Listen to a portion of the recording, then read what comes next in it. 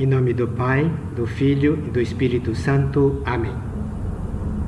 Meu Senhor e meu Deus, creio firmemente que estás aqui, que me vês, que me ouves. Adoro-te com profunda reverência. Peço-te perdão dos meus pecados e graça para fazer com fruto esse tempo de oração. Minha Mãe Imaculada, São José, meu Pai e Senhor, meu anjo da guarda, intercedei por mim. Começamos a nossa segunda meditação do recolhimento desse mês de abril. O título seria A Força da Ressurreição. Ou seja, nós temos algo muito poderoso na nossa Igreja Católica e na nossa vida de fé. E algumas vezes a gente não tem tanta consciência e nem sequer aproveita dessa força. Quero primeiro começar falando daquela aparição de Jesus logo depois da sua ressurreição. Ele aparece aos seus discípulos reunidos e diz: "A paz esteja convosco." Claro, isso deixa os discípulos apavorados, porque pensavam assim, é uma assombração, né? É um fantasma. E é, compreensível, né? Porque ninguém pensava que ele voltasse à vida. É uma coisa que só aconteceu com ele.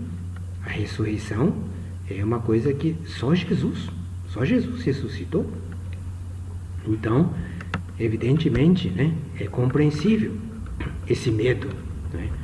E Jesus teve que dizer: não, olha, sou eu, podem me tocar aqui, vejam aqui, vamos dizer assim, né, o meu corpo, veja aqui as feridas, né? E mesmo assim eles não acreditavam. Então, todos nós sabemos, né, Jesus falou assim: olha, tem alguma coisa para comer aí? E trouxeram lá para ele, né, umas coisas para comer, né? E ele comeu na frente deles, né, assim, para provar que era ele mesmo, ressuscitado. Um corpo glorioso, mas um corpo, digamos assim, tangível, tá? Mas o medo dos discípulos e talvez dos judeus, talvez daqueles soldados romanos, não era só isso. Tem outra coisa, tá? Olha, vamos começar pelos discípulos. Eles tinham fugido, não é? Naquele momento em que Jesus queria uma fidelidade, eles fugiram, inclusive São João. Depois São João voltou para estar ao pé da cruz, mas num primeiro momento ele fugiu, como todos os outros, não é? Então, é uma situação constrangedora, não é? Eles fugiram, Pedro negou Jesus, não é? Então é constrangedor. Não digamos os judeus, que queriam acabar com ele. Pensavam que já tinham matado e que tinha acabado mesmo. Aqueles soldados romanos também. Então, ver Jesus vivo é um pavor, né? Vamos pensar assim, claro, ele veio para se vingar. Mas, e essa palavra de Jesus? A paz esteja convosco. Será que deu a paz mesmo? Para dar a paz mesmo, tem que estar junto com o perdão. Tem que estar junto com a misericórdia. Aquilo que Jesus já falou quando estava pregado na cruz. Pai, perdoa-lhes, porque não sabem o que fazem. Jesus, nessa palavra, a paz esteja convosco, dá todo o perdão. É como se ele dissesse assim: olha, não se preocupem. Jesus conhecia os corações daqueles seus discípulos. É como se ele dissesse: não se preocupem, está tudo perdoado, está tudo perdoado. Eu não vim aqui para cobrar de vocês alguma coisa, eu não vim aqui para me vingar, não.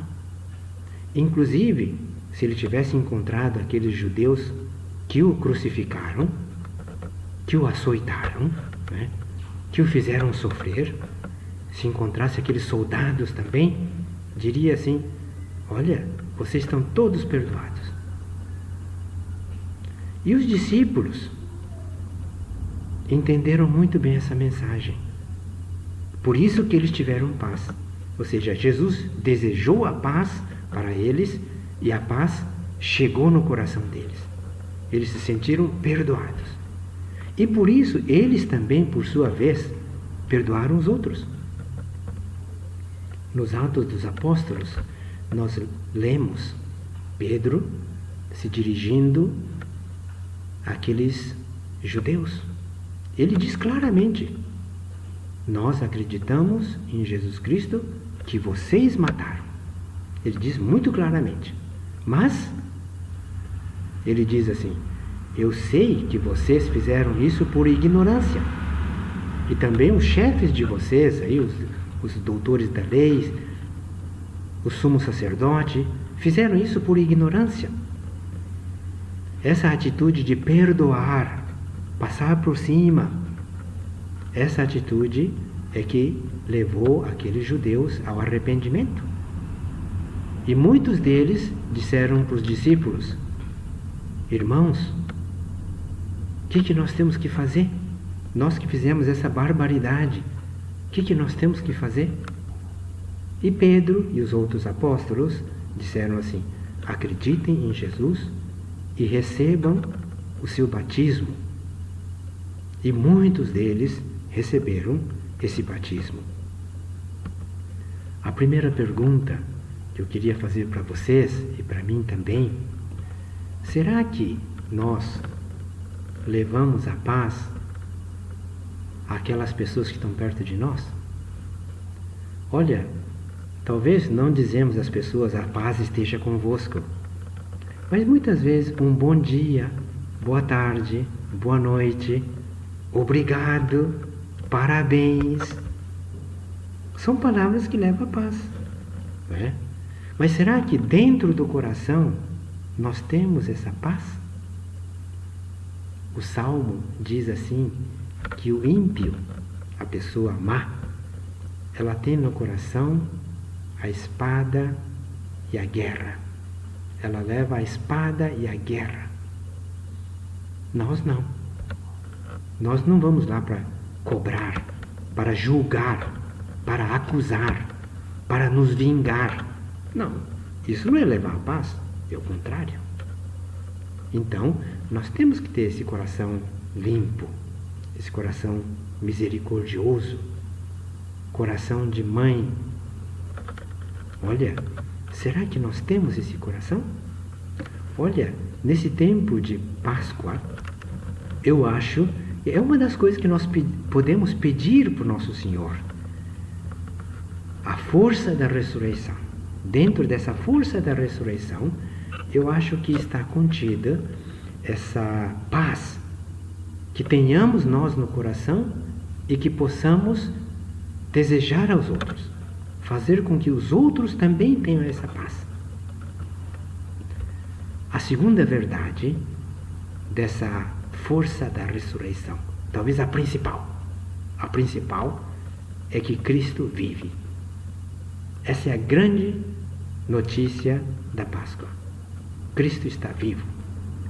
Claro, há 2000 anos atrás, esse grito daqueles apóstolos era muito mais forte. Era, vamos dizer assim, algo que eles não conseguiam conter de alegria, porque eles viram Cristo ser morto e daquela forma tão cruel. E aquilo ali trouxe uma decepção tão grande para eles.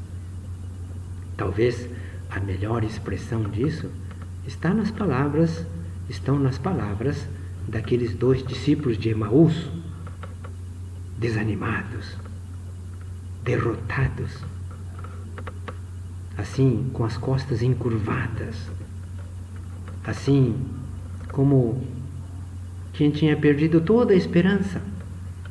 Por quê? Porque aquele que pensávamos que era a nossa salvação morreu, já não está mais aí. Não adianta esperar, já não vai voltar mais. Essa era a situação daqueles discípulos de Emaús e provavelmente todos os outros. Por isso, quando ficaram sabendo que Jesus estava vivo, isso era um grito que eles foram assim gritando para todo mundo: Cristo vive! Olha, é uma grande força. E esse Cristo que vive não é aquele personagem de 2000 anos atrás. Não é só isso, não. Ele aqui também. Olha, de trás de mim aqui está o sacrário. E dentro do sacrário está o nosso Senhor. Está vivo. Ele está vivo lá e está vivo na minha vida também. Olha, quando Ele está vivo na minha vida, é que Ele dá vida para mim. E uma vida, de certa forma, divina, hein? Olha, eu sempre falo, já falei para vocês tantas vezes, né? Qual a diferença entre ter fé e não ter fé? Quem não tem fé, a maioria dos japoneses, eles não têm fé. Então, uma coisa que eles dizem é o seguinte: não, olha, tudo tenho que fazer eu. Se eu não fizer, ninguém vai fazer. Agora nós que temos fé, nós que somos cristãos, nós dizemos assim: eu estou em parceria com Deus. Em qualquer coisa que eu faço uma parte e Deus faz a outra parte. É uma parceria, só que bastante desigual, porque a minha parte é muito pequena. Eu costumo falar assim, né, para a gente não se complicar muito, né? A minha parte é 2%. 98% é Deus.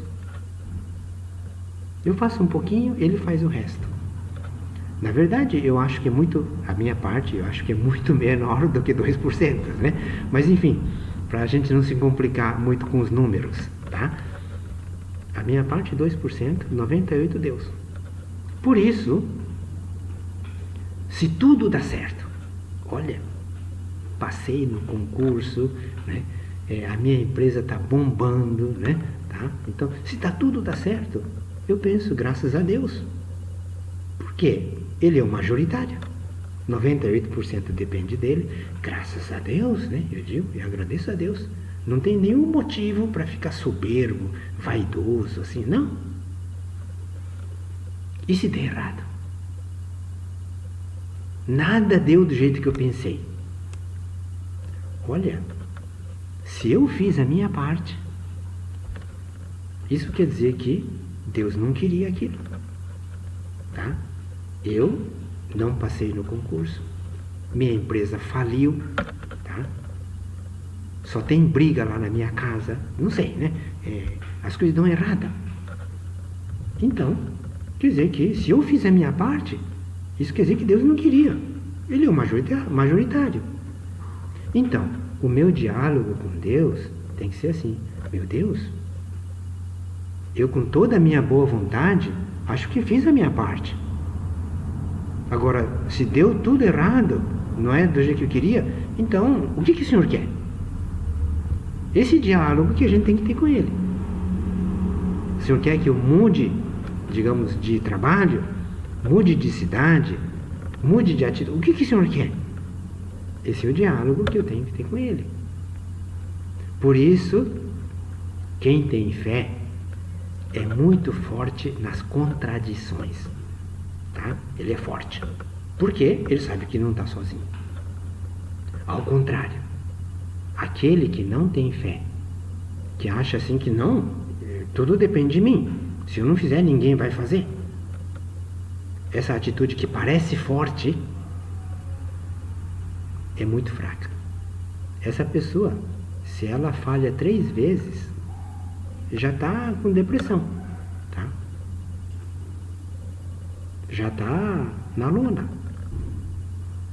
Agora, nós que temos fé, não, tá? a gente está em parceria com Deus. Isso é uma fortaleza muito grande. Mais uma coisa sobre... é uma consequência do fato de Cristo viver, né? De Cristo estar vivo. Tá? Ele consegue ter essa parceria comigo.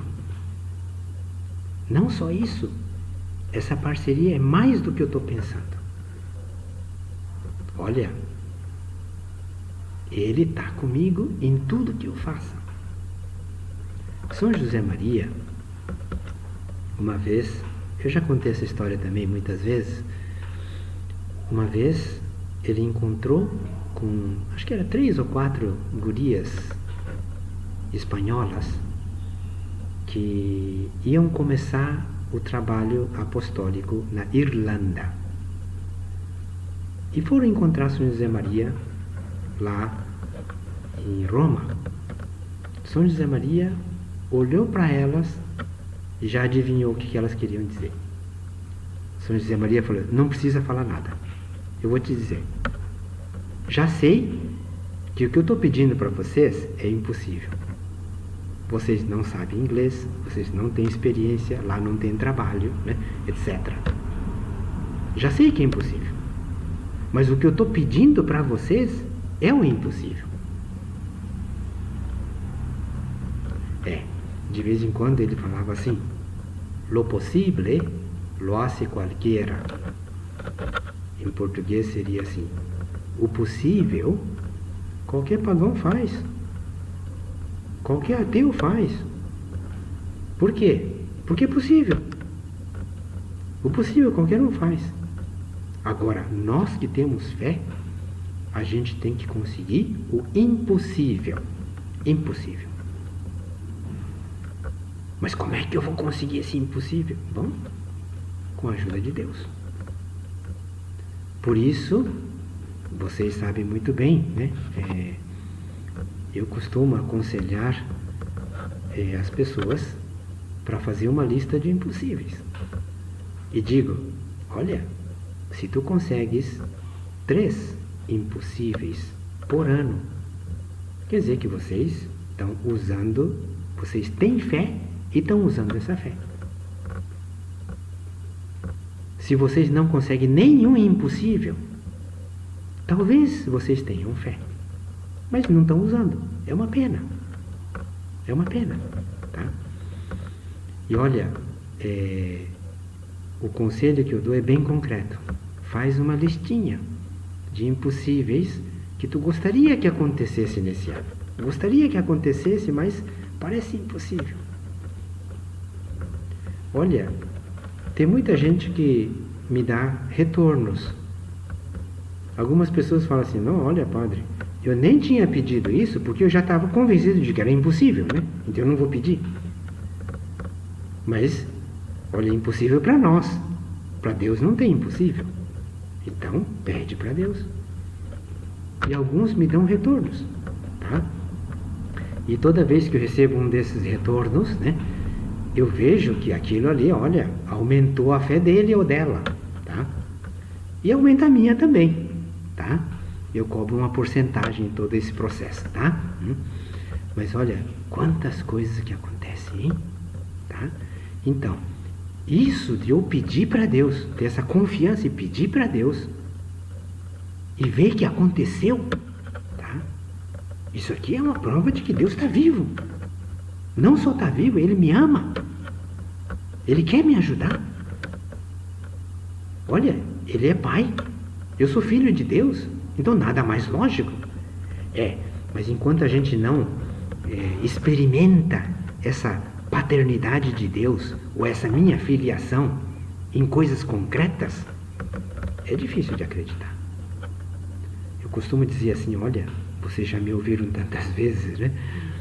Deus é invisível, tá? Então, se Ele não se fizer visível de alguma forma, como é que dá para saber que Ele existe? Ou pode até existir, mas como é que dá para saber que Ele me ama, hein?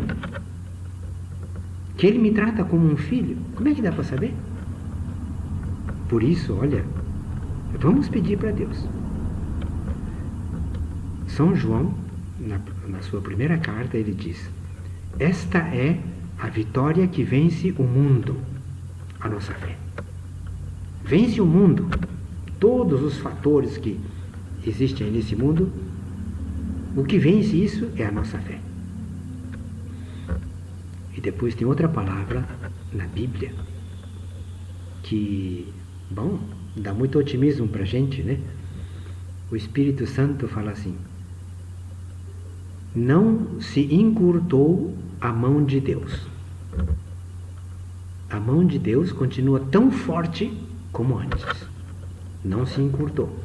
Nunca vai se encurtar. Como é que é possível, né? Non est abbreviata manus Domini. Isso é o texto em latim.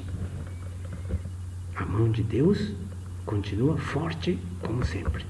Podemos confiar nessa mão de Deus. Tá? Então, Cristo vive, mas eu tenho que experimentar na minha vida que Cristo vive mesmo. Ele está vivo. Tá? Eu posso pedir coisa para Ele, eu posso perguntar coisa para Ele, tá? Eu posso pedir perdão para Ele, eu posso agradecer a Ele, eu posso louvá-lo. Esse é o Cristo vivo. Tá? Ele está comigo. Ele é meu Pai, Ele é meu grande amigo. Né? Esse Cristo que está conosco. Tá? E uma última palavra dessa força da ressurreição. Tá? Vou tocar no assunto da Eucaristia. Aqui de trás de mim está o sacrário, e aí dentro do sacrário está o Nosso Senhor na forma de pão consagrado. Isso é que a gente chama de Eucaristia. A presença real de Cristo naquele pão consagrado. Essa é a Eucaristia. E a Eucaristia é o grande invento de Jesus Cristo. Olha, ele mesmo disse numa revelação particular que essa invenção da Eucaristia é algo maior do que a criação. Olha, a criação de todo o universo, hein? Porque quem criou o universo foi Deus. E quem está na Eucaristia é Deus. E o universo todo, por maior que seja, é uma criatura. E Deus próprio é maior do que uma criatura. E esse Deus tão grande, tão poderoso, ele está no sacrário. Ele está tão próximo de nós. Muitos de nós o recebemos todos os dias. O visitamos todos os dias. E não só nós. Olha, na Igreja Católica nós somos 1.245.000.000, mais ou menos. E olha, todos têm essa proximidade da Eucaristia. Para esse número de gente, imagina o número de igrejas, de paróquias, de capelas. Imagina o número. Eu nunca fiz essa conta, né? Mas em todos esses lugares está o Nosso Senhor. Em alguns lugares, muito bem cuidado. Em outros lugares, não tão bem, infelizmente. Mas ele está lá. E ele sabia que em algum lugar ele não seria tão bem cuidado. Ele sabia. Mesmo assim, ele quis ficar conosco. Que maravilha! Olha, para pedir esses milagres, para pedir esses impossíveis, e depois para chegar e para agradecer, é tão fácil ir para uma igreja. E agora com essa pandemia, mesmo que a igreja esteja fechada, lá de fora mesmo, eu sei que ele está lá dentro. Lá de fora mesmo, eu posso dizer: Jesus, sei que o Senhor está aí. Eu passei aqui agora, infelizmente a igreja está fechada, mas eu vim aqui para pedir para o Senhor. Eu vim aqui para agradecer para o Senhor. Eu vim aqui só para dizer: Jesus, eu te amo. Vem para isso. Imagina que alegria que a gente daria para Ele, né? Não é verdade? Olha, Deus está conosco. Tá? Na nossa alma em graça está Deus. Mas não só isso, fisicamente ele está em todos os sacrários. Que beleza, né? Olha, quero acabar a nossa meditação com o número 267 de Caminho. É um pouco longo, tá? Então eu vou lendo um pedaço, comentando um pouquinho, lendo mais um pouco e outro comentário, mas queria acabar com esse 267 de Caminho. É preciso convencer-se de que Deus está junto de nós continuamente. Vivemos como se o Senhor estivesse lá longe, onde brilham as estrelas, e não consideramos que também está sempre ao nosso lado. Isso aqui é uma coisa que a gente chama de presença de Deus. Quem está sempre consciente de que Deus está perto é aquela pessoa que tem a presença de Deus, né?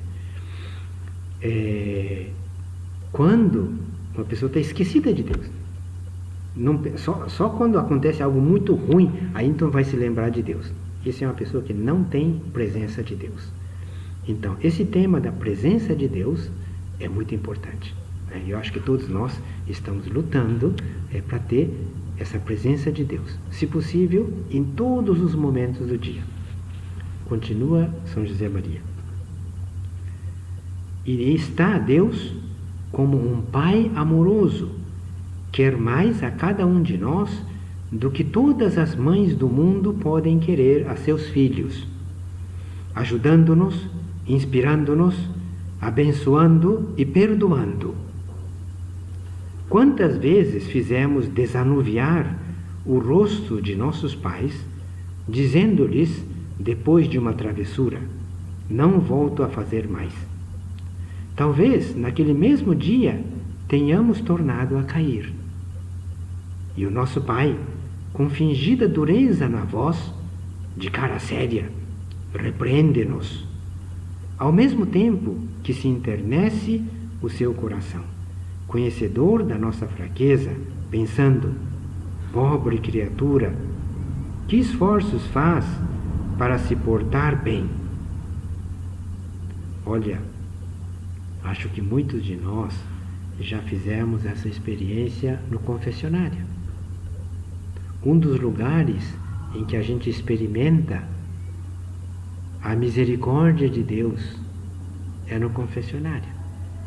A gente vai lá, descarrega as nossas misérias, nossos pecados, a nossa maldade. E Deus perdoa através daquele padre, de vez em quando muito simpático, de vez em quando menos simpático, mas o perdão é o mesmo. Ele nos perdoa e olha, a gente sai como aquele filho pródigo abraçado por seu pai. A gente sai assim. Que beleza, não é? Acaba São José Maria dizendo assim: necessário é que nos embebamos, que nos saturemos de que Pai e muito Pai nosso é o Senhor que está junto de nós e nos céus. Ele está junto de nós e nos céus. Vamos agradecer a Deus o fato de termos um Pai assim. Vamos agradecer a Deus o fato de termos uma mãe como Nossa Senhora.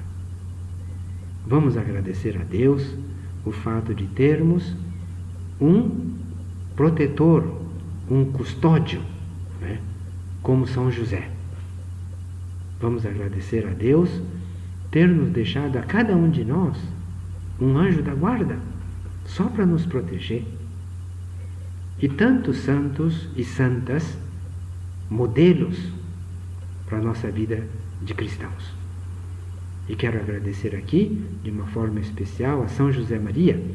Graças a isso, nós temos esse Opus Dei, que quer levar essa mensagem de santidade a todas as pessoas do mundo. Dou-te graças, meu Deus, pelos bons propósitos, afetos e inspirações que me comunicaste nesta meditação. Peço-te ajuda para os pôr em prática. minha Mãe Imaculada, São José, meu Pai e Senhor, meu anjo da guarda, intercedei por mim.